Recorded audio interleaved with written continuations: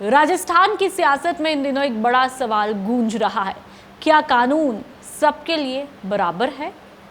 मरुधरा में जारी सियासी संघर्ष और जन आंदोलनों के बीच भजनलाल सरकार का एक अनोखा साइलेंट अटैक देखने को मिल रहा है। इसे सरकार की शक्ति कहे या फिर दोहरे मापदंड, जहां पर जनहित के मुद्दों को उठाने वाले रविंदर सिंह भाटी के पीएसओ को तुरंत सस्पेंड किया जाता है और हनुमान बेनीवाल की सुरक्षा में कटौती भी की जाती है, तो वहीं डुंगला थाने में पुलिसकर्मियों के साथ सरेआम गाली गलौज करने के आरोपी यानी कि सहकारिता मंत्री गौतम दत्त पर सरकार का अभयदान बना हुआ है। खुद पुलिस ने मंत्री के खिलाफ एफआईआर दर्ज की है, लेकिन एक्शन के नाम पर सरकार पूरी तरह से साइलेंट है।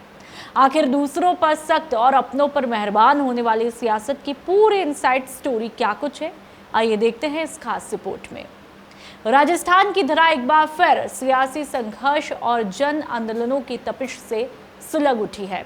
पश्चिमी राजस्थान की राजनीति के दो सबसे बड़े ध्रुव यानी कि निर्दलीय विधायक रविंदर सिंह भाटी और राष्ट्रीय लोकतांत्रिक पार्टी आरएलपी के सुप्रीमो हनुमान बेनीवाल एक बार फिर सरकार के सामने सीना ताने खड़े हैं। बाड़मेर की गिरल लिग्नाइट माइंस के मजदूरों के हक से लेकर प्रदेश के स्थानीय युवाओं के रोजगार तक आंदोलनों के इस एक्शन रिप्ले ने प्रदेश की भजनलाल सरकार की नींद ही उड़ा दी है। तो वहीं दूसरी तरफ इन आंदोलन के बाद हुए प्रशासनिक फेरबदल, सुरक्षा में कटौती और पुलिसकर्मियों के निलंबन ने इस आग में घी डालने का काम किया है।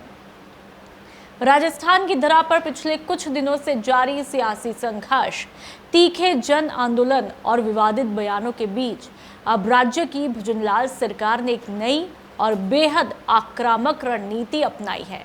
राजनीतिक गलियारों में से सरकार का साइलेंट अटैक कहा जा रहा है। सरकार बिना किसी बड़े तामझाम या फिर सीधे टकराव के पर्दे के पीछे से ऐसी प्रशासनिक और कानूनी सर्जिकल स्ट्राइक कर रही है जिससे बड़े बड़े आंदोलनकारियों और दिग्गज नेताओं के हौसले पस्त होने लगे हैं। चाहे वो निर्दलीय विधायक रविंदर सिंह भाटी का पेट्रोल कांड आंदोलन हो या फिर आरएलपी सुप्रीमो हनुमान बेनीवाल के तीखे तेवर, सरकार ने सीधी बयानबाजी करने के बजाय सीधे प्रशासनिक हंटर चलाने का रास्ता चुना। हालांकि अपनों पर मेहरबानी से सरकार की आलोचना भी हो रही है। विपक्ष और जनता पूछ रही है कि जब आम कार्यकर्ता और छोटे पुलिसकर्मियों पर तुरंत गाज गिर सकती है, तो कथित रूप से मर्यादा लांघने वाले मंत्री पर अब तक सरकार चुप क्यों है?